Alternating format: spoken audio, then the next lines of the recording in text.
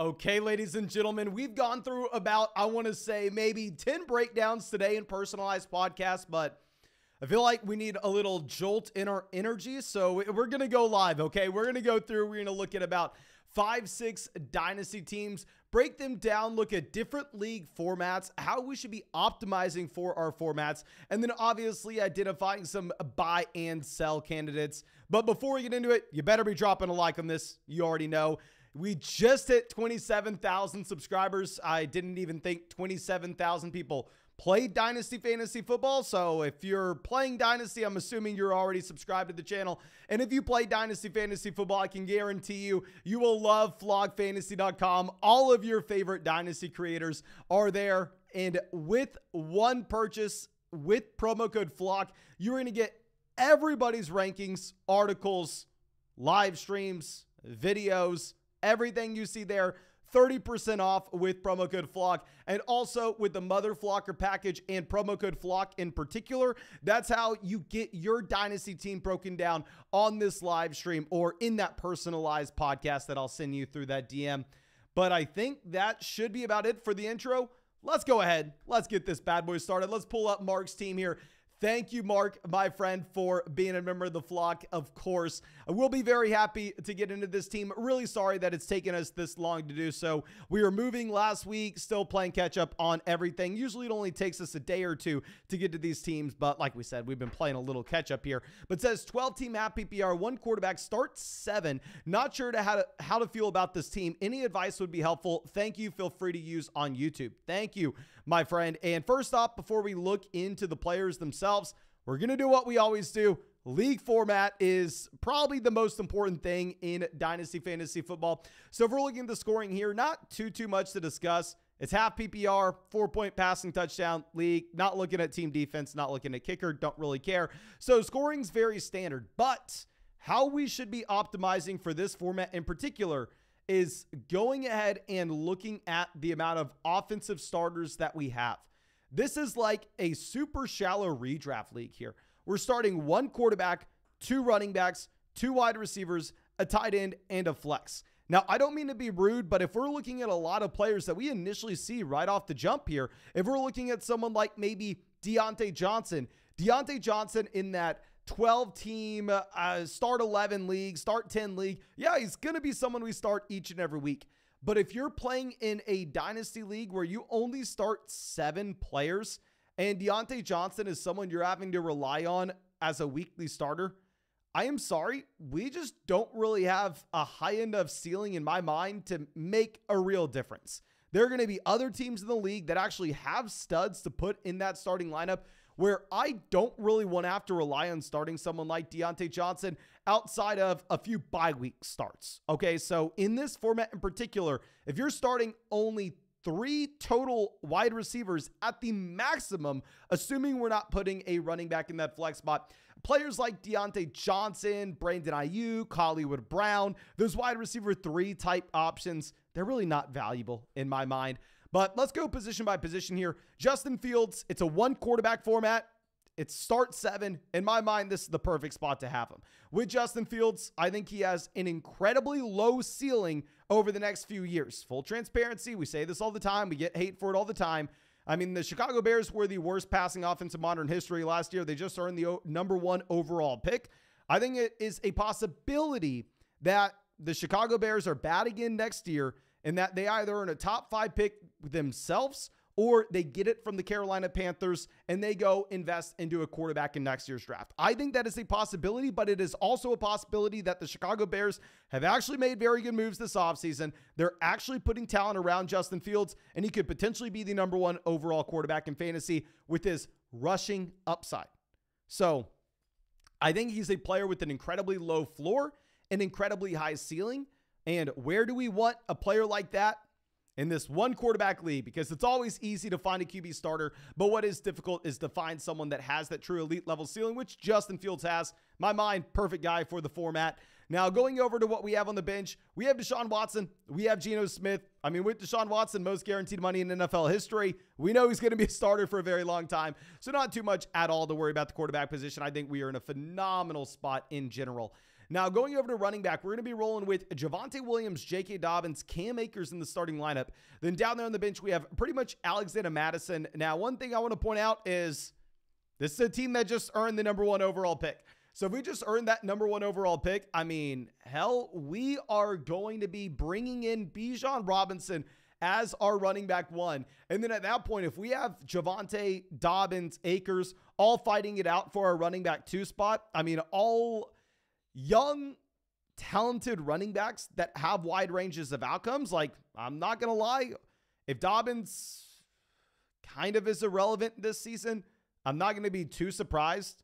If Javonte Williams is kind of irrelevant this next season, I won't be too surprised. If Akers is kind of irrelevant this season, I won't be too surprised. But if all 3 of them were irrelevant, I would be shocked. Okay, I think we have at least 1 to 2 starting running backs out of this group of 3. So if we're going to be looking at where we should be sitting both in the short term and long term at the running back position, I really like it now that we're able to bring in Bijan Robinson.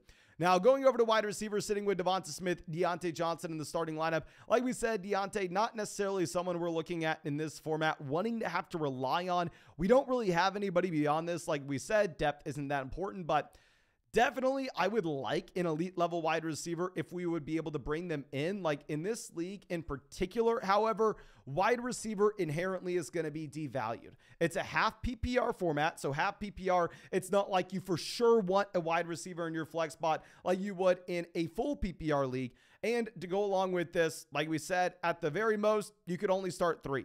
So wide receiver doesn't matter that much in this league. Now, of course, other leagues, completely different story. I'm fine punting here, however. Tight end does matter in that if you're looking at the fact we can only start up to 3 wide receivers, but of course we're starting a tight end each and every week. Naturally, the tight end position is going to account for a higher percentage of your starting lineup output each and every week. So he is going to affect your win rate a little bit more than he would in another league. Hawkinson, in my mind, clear top 3 tight end in Dynasty. I don't think we're really having to talk about that too much. I think everybody is kind of in consensus. Hawkinson, not only a phenomenal option this next season, but still incredibly young. The man was drafted, I believe, in 2019. Now, going down to the bench, we have Cade Otton. We have no backup tight end. I mean, I don't think it's the worst idea in the world if we were to look at the rookie picks that we have here. If you're sitting at the 207 and you have a rookie tight end that you really like falling to you, if Michael Mayer's there, if Dalton Kincaid is there, if Darnell Washington is there, and you're saying, you know what, Mason, I mean, I don't really like the wide receiver or running back that we'd be taking there in the middle of the second, I can't blame you. They're probably going to be nasty. And you're saying, yeah, I know rookie tight ends generally aren't great investments. I mean, I understand that we probably want to instead be focusing in on rookie running. I'm fine with you taking a tight end at the 207. Bring in a rookie tight end that should be a pretty good prospect behind Hawkinson as that tight end too. Overall, I think this is a team that was, probably very bad last year. Dobbins wasn't good coming off the torn ACL. Javonte goes down at the beginning of the season. Akers clearly needed more time to rehab from the torn Achilles. But now that we have Dobbins hopefully 100% healthy, Akers hopefully 100% healthy, Javonte back in some capacity, and then we add in Bijan Robinson, I think this is a team that can be much better this next season than where we were a year ago. If we were looking to potentially make any moves here, it's difficult to find anything off the top of my head. I mean, like we said at the top, every trade that we want to be making is going to be a 2-for-1 deal. If we were looking at possibly players that would be on the board at the beginning of the second round, like at the 201, you're probably just going to be looking at guys like Josh Downs, Jalen Hyatt. I mean, players that in this format with such a shallow starting lineup really aren't going to make a difference. I wouldn't mind at all if we wanted to go through and package together Deontay Johnson in the 201, try to get a better wide receiver in return. I think that could be really exciting, especially in a league where, like we said, you don't need the depth. It literally just does not matter in this format. And one other thing that I want to be pointing out with this team is we don't have our own 2024 first. We have a first-round pick, but it's not our own. So we are highly incentivized to go out there and try to compete this next season, because if it fails, it's not like we get the added benefit of saying, okay, well, we tried, but we ended up tearing it down, rebuilding halfway through the year. We're going to come away with the 102, 103, and we're going to get a great rookie in next year's class. It doesn't matter if you get first place, 12th place, or anything in between. It's not really impacting our rookie value next year. So yeah, I think we just go in right now. I think maybe we look to trade that 207 and get a discount tight end. Maybe someone like Cole Kmet. Take a rookie tight end there if you want. 201 package with Deontay Johnson. Try to upgrade at wide receiver. I think those are both viable plays. But again, thank you so much, my friend, for being a member of the flock and supporting the channel. I really hope you're able to get something from this little breakdown. And as always, if there's anything I can do for you, if there's any way I can improve flockfantasy.com, do not hesitate. Reach out to me immediately. I will essentially just copy and paste whatever message you send me straight to the developers, and we can see if we can get it done. But thank you again. Now, our next team coming out from James Ear, a longtime member of the flock, says, hey, Mason, been waiting to submit a team for you for a long time. Here we go. We're contending roster, I believe, but we have also a lot of draft capital. Very curious to know what you would do with this team at this year's draft. Our league is converting to Superflex at the start of the 2024 season. We're getting a little sneak peek that we have Josh Allen, so it's probably a pretty good thing. Would love to see this on YouTube. Thanks in advance. So thank you so much, my friend, for being a member of the flock, as always. But let's go ahead and let's pull this bad boy up. Okay, so we can already see the second that you pull this up, we have some very, very strong assets. First off, I will say, in terms of our league converting to Superflex, in my mind, that's the best way to go about it. I think if you were to just jump up and say, okay, hey, everybody, we're going to be a Superflex league this season. I mean, at that point, I would honestly, if I was in the league, be like, okay, well, this is completely unfair. I'm not signing up for this. Get me out of here. But if you were to plan the transition to Superflex a little later on, like you're doing, you're saying this is going to be a Superflex league in 2024. That should give everybody a decent enough time to go through and just be able to make some plays, especially in this year's rookie draft, to set themselves up at a respectable spot for the quarterback position this next year. But going over and looking at this team, we have Josh Allen at quarterback. So, I mean, Josh Allen's a pretty damn good option to have if you are in a one quarterback league, and Josh Allen's a very good option to have if you're in a Superflex league. Obviously, we are very, very happy with that. Going down to see what we have on the bench, we have Russell Wilson. I mean, we're going to be fine with Russ as our quarterback too if we have Josh Allen there. With our rookie picks, I mean, we have like the 106, 109. What always is interesting is when you're in these rookie drafts in a league that's converting from one quarterback to Superflex, I almost begin to treat it like it's a Superflex rookie draft the year before we have that transition, because keep in mind, the majority of the time you're drafting a rookie quarterback, you're not drafting them for their year one production anyway.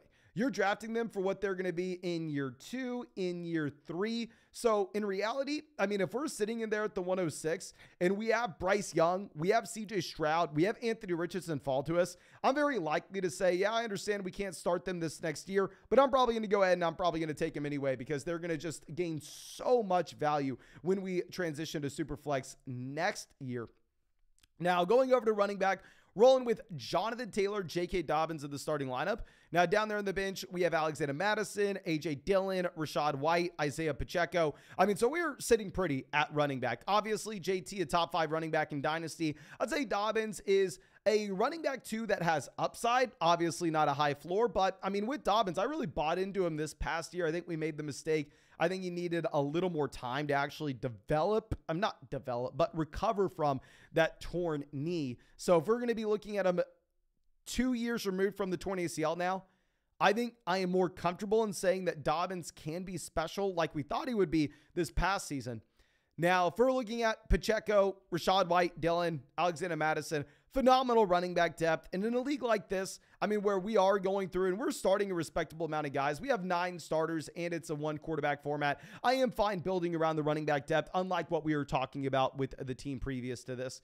Going over to wide receiver, we have Christian Kirk, Stephon Diggs, Keenan Allen, Drake London, Treylon Burks. So in my mind, I think you have a top 10 wide receiver with Drake London from a dynasty perspective. You have a phenomenal win now asset with Stephon Diggs stacked up with Josh Allen. Love to see it. We have a few more win now assets with Christian Kirk, Keenan Allen. We have the long-term prospect play with Treylon Burks down there on the bench. I mean, we have some names. We have Gallup. We have Darnell Mooney. Nobody that I'm too excited about, to be honest. But we have the 109. We'll get to that in just one bit.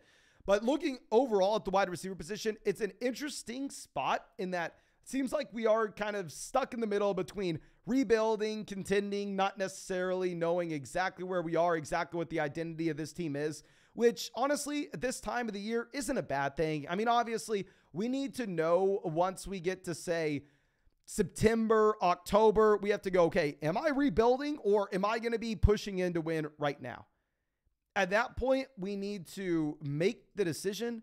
But as we sit currently, I do like having the flexibility, just trying to get any talented player on our roster and then making that decision on if we are going to break towards maybe rebuilding and building around those assets that we have, like Treylon Burks at the position, or maybe contending where maybe we look to go flip someone like Drake London for Cooper Kupp and push in to win now. Now, of course, I love Drake London, so not telling you to do that currently. I think that we just have to make that decision once we come to September or October.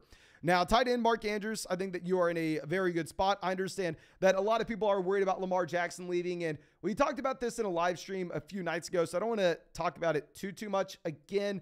But in general, if we are looking at Mark Andrews, well, I understand that, yes, you are most likely going to see the Baltimore Ravens be a worse offense in general with no Lamar Jackson, with whoever they have a quarterback. Now, I will say whoever they have a quarterback's going to be better than Tyler Huntley. Yes, he will be better than Pro Bowler Tyler Huntley, but still, the Ravens will be worse this next season. But at the same time, if the quarterback's not stealing a lot of the rushing touchdowns, if the quarterback's not, just picking up so many of the points on his own and monopolizing them, I think while the overall offensive pie may come down for the Baltimore Ravens, if you don't have that quarterback that's picking up 800 rushing yards and 10 rushing touchdowns this season, the overall fantasy points in the offense may actually be dispersed a little bit more to the skill positional players. So even if the offense in the pie shrinks, Mark Andrews may get a larger slice of it. I don't really know which way it's going to break in terms of, is this a good, bad, or neutral thing for Mark Andrews? I think it's honestly probably a neutral thing, but it seems like 99% of people think Lamar Jackson leaving is horrible for Andrews. So at this point, I definitely think he's just going to be a hold in Dynasty. Greg Dulcich, I think he's a fine tight end too, but overall, it's a very strong team. So once we get to go down there and see that we have the 101, see that we have the 106, see that we have the 109. I think you are in a position where we are going to be able to make some plays, because bringing in Bijan Robinson here and all of a sudden having two top 3-4 running backs in Dynasty with Bijan Robinson, Jonathan Taylor, obnoxious.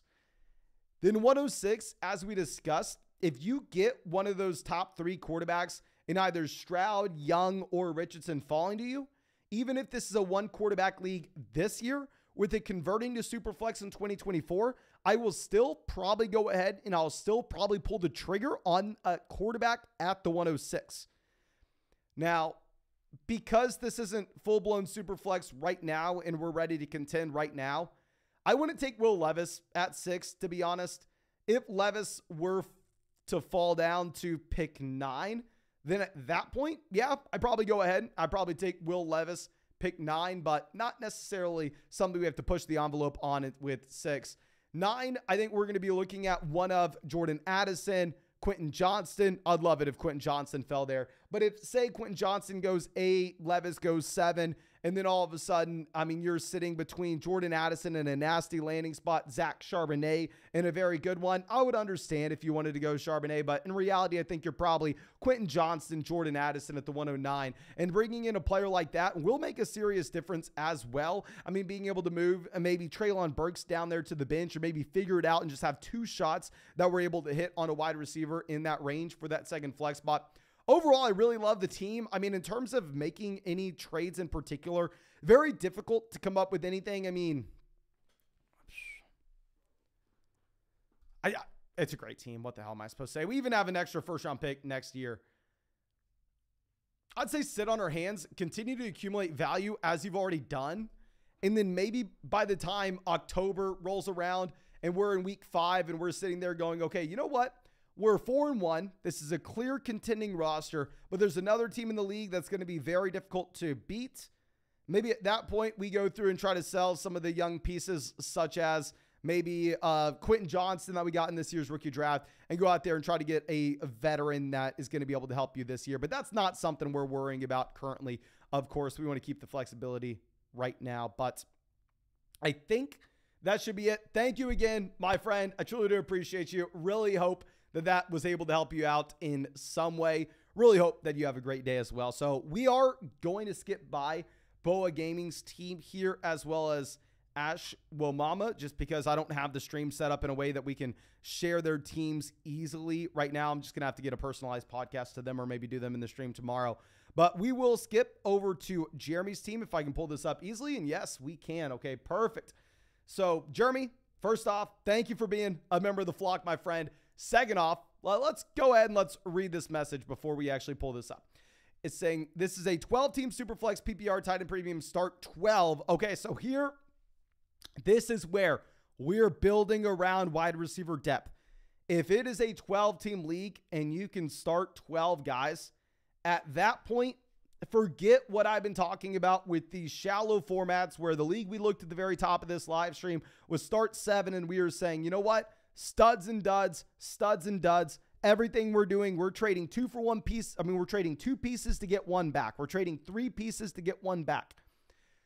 Start 12 is a different beast. Start 12 is a different strategy. Here, every time we're able to pick up an additional wide receiver 2, I am ecstatic. I want to be hoarding the guys like Deontay Johnson, George Pickens, Brandon Ayuk, Hollywood Brown. I mean, as many of those kind of players we can get, I will welcome to this team. But you're saying the startup draft just completed. I have a rookie draft strategy in mind, but curious on what your thought is. Okay, thank you again, my friend. Let's go ahead and let's pull this up. And let's go position by position. Looks like the bench is a little bit shallow here, but still, starting lineup is so damn deep. Looking at quarterback, it is a super flex league, and we have Josh Allen and Deshaun Watson. So we are sitting with 2 elite level quarterbacks. I am in love with this. Now, I will say in general, in a start 12 league, I'm going to value the quarterback position slightly less than we would in like a start 10. Like in that start 12 league, I mean, I'm probably going to just focus in on wide receiver, because inherently the more wide receivers you can start, the lower the percentage of your starting lineup output is going to come from QB. I know we got a little tongue tied there, but regardless, I think you understand the point. But anyway, I don't want to overshadow having Josh Allen and Deshaun Watson at all. Josh Allen, Deshaun Watson, phenomenal. Now, going over to running back, we are sitting with Dameon Pierce, Elijah Mitchell in the starting lineup. We have Jarrett McKinnon down there in the flex spot. We have Cordell Patterson on the bench, blah, blah, blah.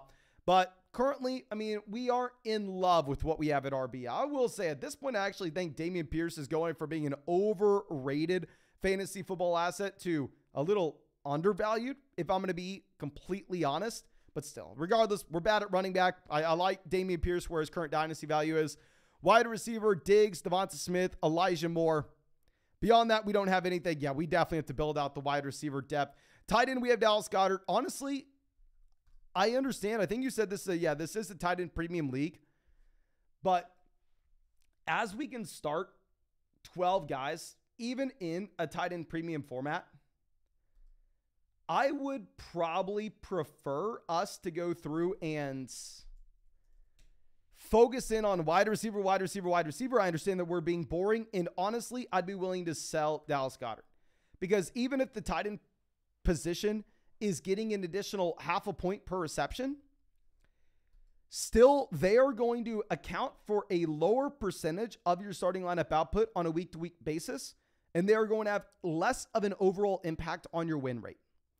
So if we could go through and if we could say sell Dallas Goedert and get back the 107-ish, I don't hate that. I mean, even selling Goddard and getting back, like, say, a depth wide receiver such as Brandon Ayuk in the 109 in a tight end premium format, I think that's a deal that you can possibly get done. And if in this kind of league, we're able to get back, say, Brandon Ayuk and the 109, which ends up being Quentin Johnston or Jordan Addison, in this league, picking up those 2 additional starters, I think is going to make a massive difference when they are so hard to come by. So I would actually really like to go ahead and make a move like that in general. I understand that we're built around the tight end here. I mean, we have, Dallas Goedert, David Njoku, Higbee, Gerald Everett, all in the starting lineup. when someone says tight end premium, I just initially assume that it's going to be a half-point tight end premium format. Of course, if it's different, of course, if it's a full point tight end premium, then feel free to just completely ignore me here. But I'm operating under the assumption that it's going to be a half-point tight end premium league, and I'd be fine rolling with David Njoku as well as Tyler Higbee going forward and selling Dallas Goedert. Even though I love Goddard the player, it's all about just maximizing your roster construction for the league that you're actually in. Okay. Now going over to the rookie draft with the picks that we have, 106, in my mind, usually we're looking at that tier 3 guys with JSN, Gibbs, and Will Levis. A lot of leagues I'm advocating for people to go through and take Will Levis there. However, in this one where you're starting so many skill position guys, you're starting 10 skill positional guys, I would actually devalue Will Levis a little bit in comparison to those other guys, especially when we already have Josh Allen and Deshaun Watson. Now, if you love Will Levis and you want to bring him in at 6, I'm not going to fault you for doing that whatsoever. But at the same time, I completely understand why you'd want to go ahead, why you'd want to bring in JSN, why you'd want to bring in Jackson Smith and Jigba, and why you would want to be able to build around those players for the long term. I think that would make a lot of sense there, my friend. But 106, just stay flexible. You're definitely only looking at those 3 names. 109, I mean, I think you're in a good situation. I think you're going to be able to get Jordan Addison, Quentin Johnston. One of those players should fall to you. If they don't, it will be Will Levis. Yeah, so definitely go wide receiver there. And if not, if Levis falls, cool. I mean, we're happy about it. 201, 205, 209, 212, 311, 312. 311, 312 obviously is literally nothing. You're not going to be able to get anybody there. Not anybody you're excited about. Usually it's very easy for me to say we're going to be trying to package these second round picks together. I'm going to try to sell the 201, the 212, the 311, the 312 all in one package and go get the 110. Get a pick inside the top 10. That way we're able to come away with Zach Charbonnet there. But I will admit, it's a little bit more difficult to say that specifically when we are having to start 12 guys. When we're having to start 12 guys, I mean, it's more challenging than let's just go through and let's just package those 3 pieces together and get a player that we're very comfortable about at the next level. If you wanted to stay with those selections, I mean, I completely understand it and just take as many bites at the apple as you can and hope that maybe 201, you take Josh Downs, 205, you take Roschon Johnson, 209, you take Sean Tucker, and then 2 of those guys can end up being starters, because if you can find 2 starters in this league, I think that you are going to be very happy about it. But in general, it's just a difficult spot to be in this start 12 league, that 12-team league, in terms of finding depth. So that's why we were saying I don't mind breaking Dallas Goedert down into 2 smaller pieces. But overall, I think it's a phenomenal team, my friend. One other thing that we could look to do, just if it's possible, is possibly look to move off of Josh Allen and get a king's ransom in return. Like if you could sell Josh Allen, and of course we are looking for a lot in return. Like if we can sell Josh Allen and then we can end up getting, I don't know, Justin Herbert, a first and a second round pick. In this league, when it's hard to come by those wide receiver starters, I would like it. I mean, it's not necessarily a deal that I would say to make if you were in that shallower format like we got done discussing at the beginning of this live stream. But, yeah, I think it's a...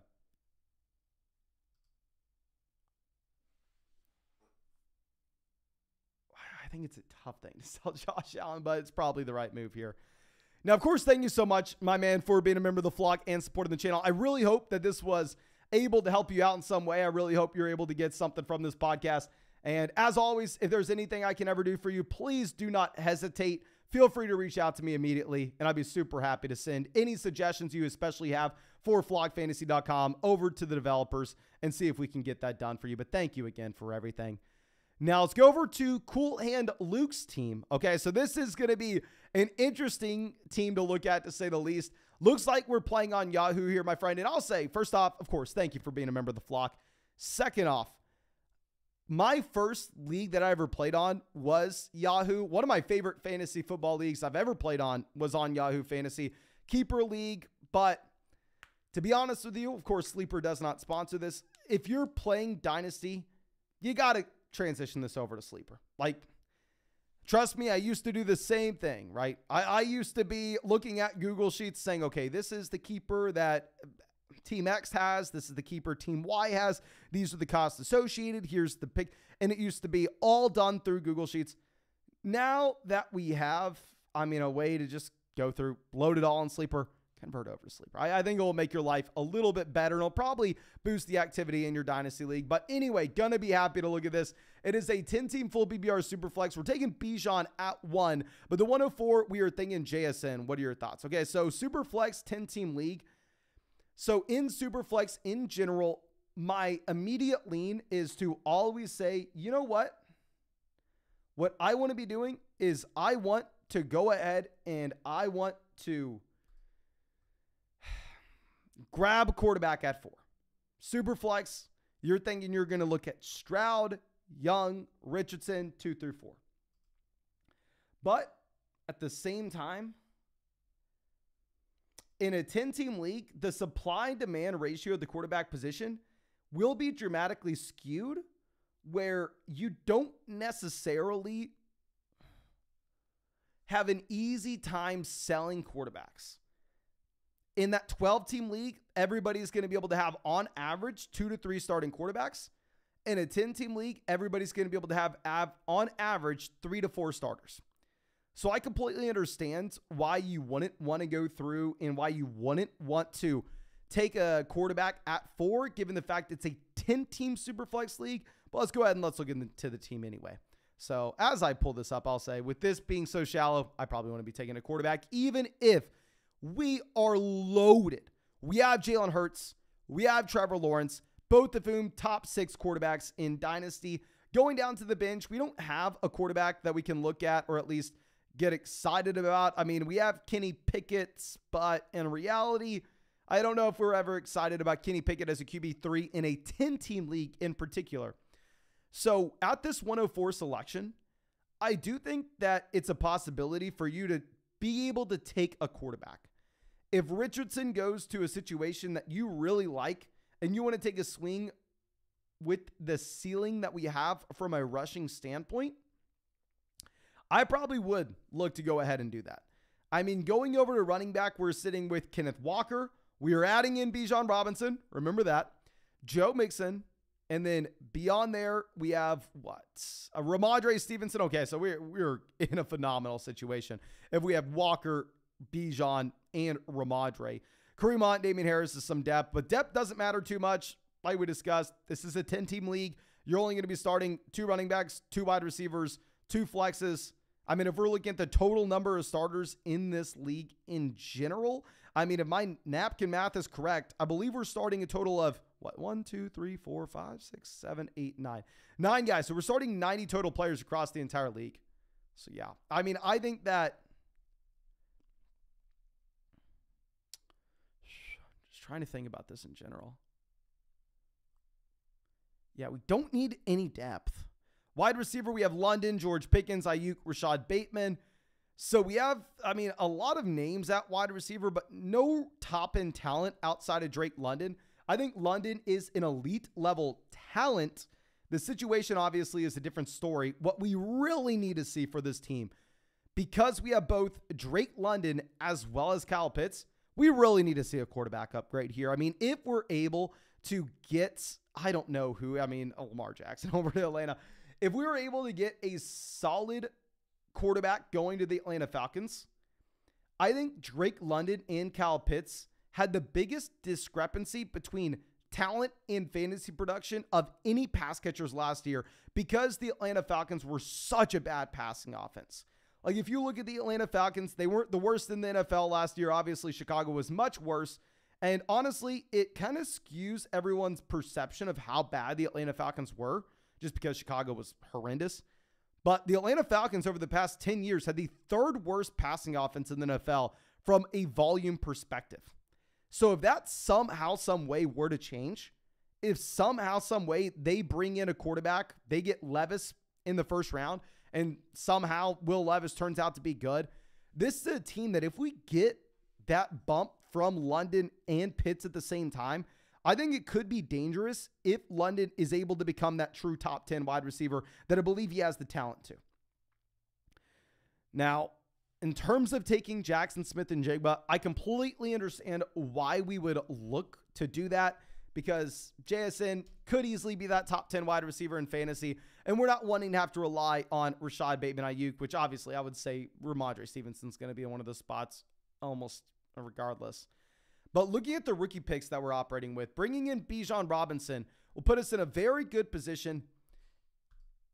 And if we fix the starting lineup, move Mixon down to a flex, and have Bijan Robinson in there at running back 2, and then move Ramondre Stevenson up into one of these flex spots, we don't really have any team needs.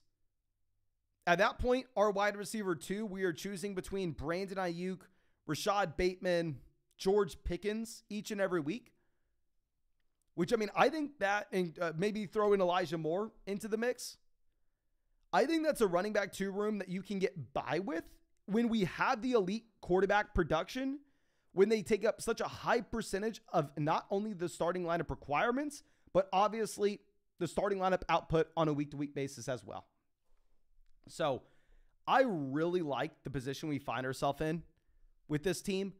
104, like we were saying, I completely understand if you want to go Jackson Smith and Jigba, but I would stay flexible with that decision for now, and I would try to wait until we see the situation that he finds himself in. We see the situation that Anthony Richardson, Stroud, and Young find themselves in, because to be honest with you, I wouldn't mind bringing in like Anthony Richardson as QB3 here, even if we're already elite at the position with both Jalen Hurts and Trevor Lawrence. But thank you again for everything, my friend. I really wish we were able to give a little bit more than what we just did. But in reality, I think it's a good team. I'd just say let's switch it over to Sleeper if I'm going to be honest. But as always, if there's anything I can do for you, please do not hesitate. Reach out to me. I'd be super happy to get that done, especially if there's any way that I can improve flockfantasy.com. I think that's all we have, though. And to be honest, we've done so many of these breakdowns. Should we get another team going, or should we call it a day and go get dinner?